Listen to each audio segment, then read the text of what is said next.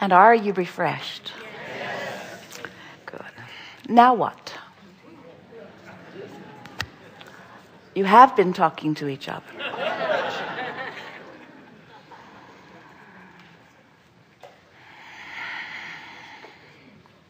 Wait. Forward.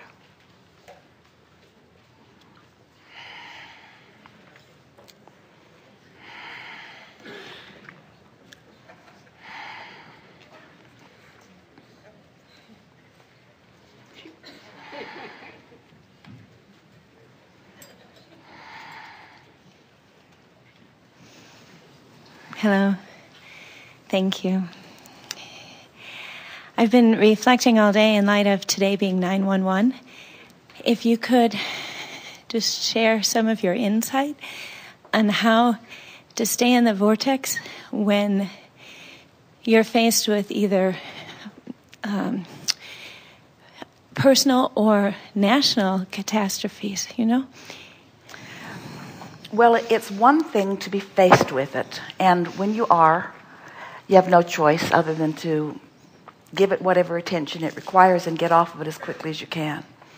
But your nation isn't faced with it today. They're going looking for it. Yes, I agree.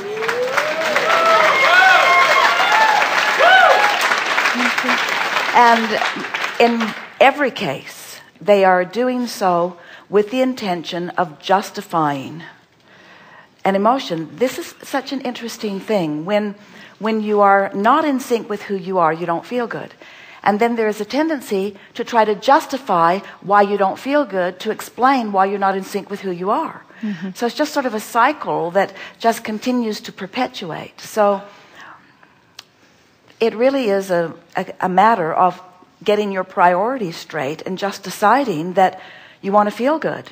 And feel as good as you can by giving your attention to as many good feeling things as you can until you have practiced the vibrational attitude of good feeling things, until that must become the balance of what you are living.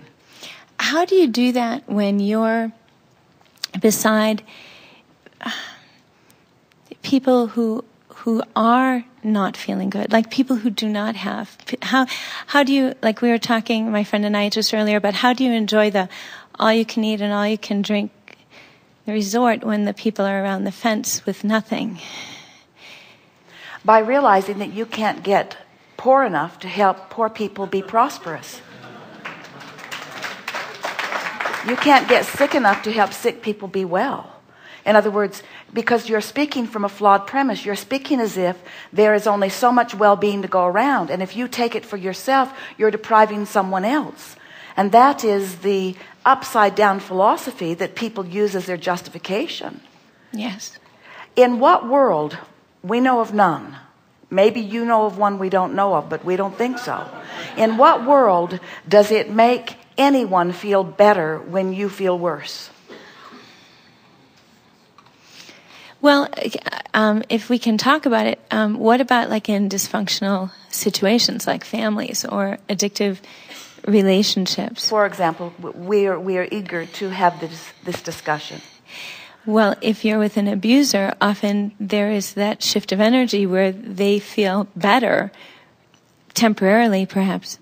I do believe temporarily. We think you're right, but the reason is, in other words, when you are really in despair, you are at your furthest from the vortex. Yes. Fear is right there with it. Yes. And revenge is closer to the vortex. So if you are in fear and you strike out in revenge, we will agree with you that revenge feels better than fear, because there is some power in revenge that is missing altogether in fear. And so we are not encouraging that you stay stuck in revenge. And we know that you wouldn't be if you were allowing yourself the natural cycle upward. In other words, if you are beating the drum of powerlessness and you stop it for just a little bit, you'll move into revenge. And do you have to? Say again? This has actually been a question of mine for a while. Do you have to move into revenge? Can't you go from... Okay, maybe this is a naive question, but can't you go from powerlessness through, kind of skip over the revenge piece? Meditate. Yes. Yes. Because in the powerlessness, when you quiet your mind and stop keeping active the things that are giving you the excuse to feel powerless, when you're no longer doing that, your vibration raises and you are then infused with who you really are.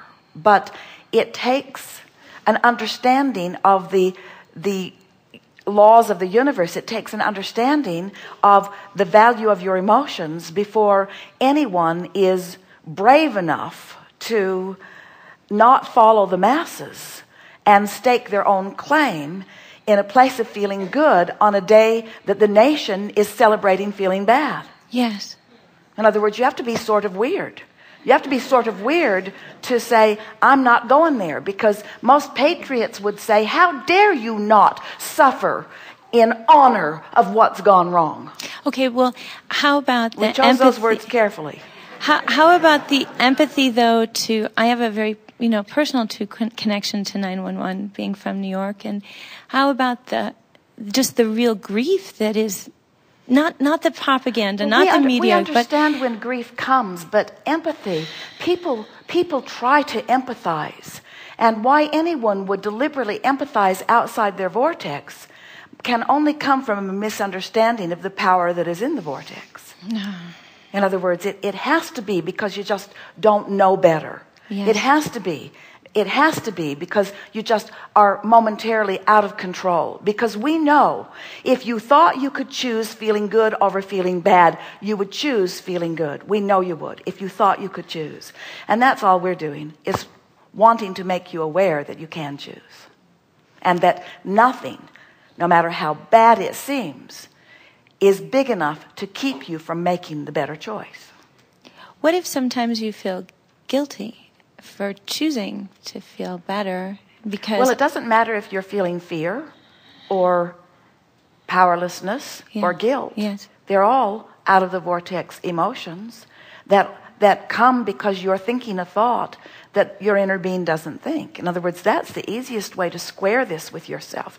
Anytime you feel negative emotion, no matter what it is, don't try to argue the merits or the morality of the emotion. Mm-hmm. Instead, understand the physics of the emotion. This emotion that feels like emptiness, whether I call it fear or guilt or blame or anger, is a feeling of emptiness because I've emptied myself of who I really am by choosing a thought that who I really am would not think.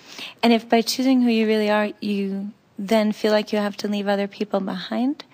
Well, it isn't about leaving them behind. It's about choosing the part of them that's in their vortex and holding that thought so powerfully that they must rendezvous with you in the better feeling place. You see, if you really had the ability to stick to your guns, so to speak, or not, so to speak. Thank you.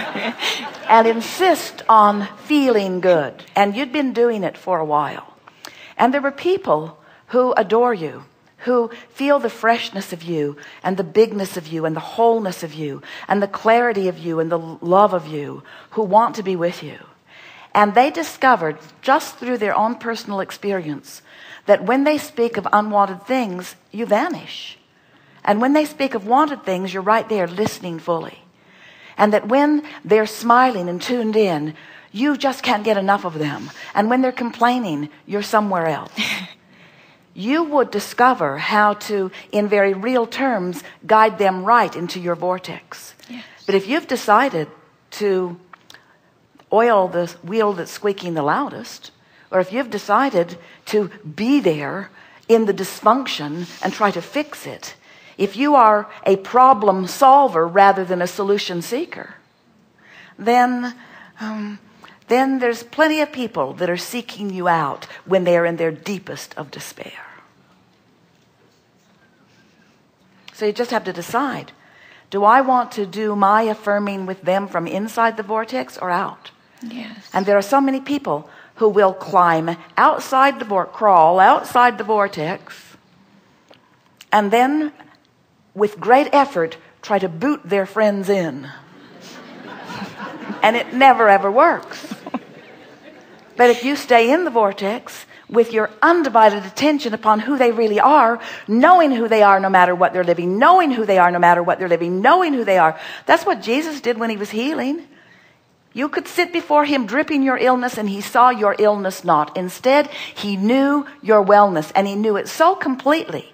He knew it so without any vibrational disparity. He knew it so completely that you were healed.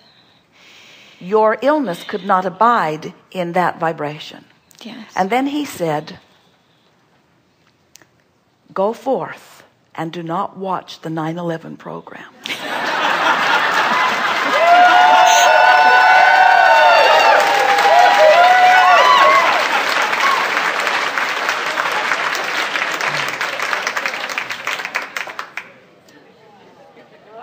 Thank you. Very good.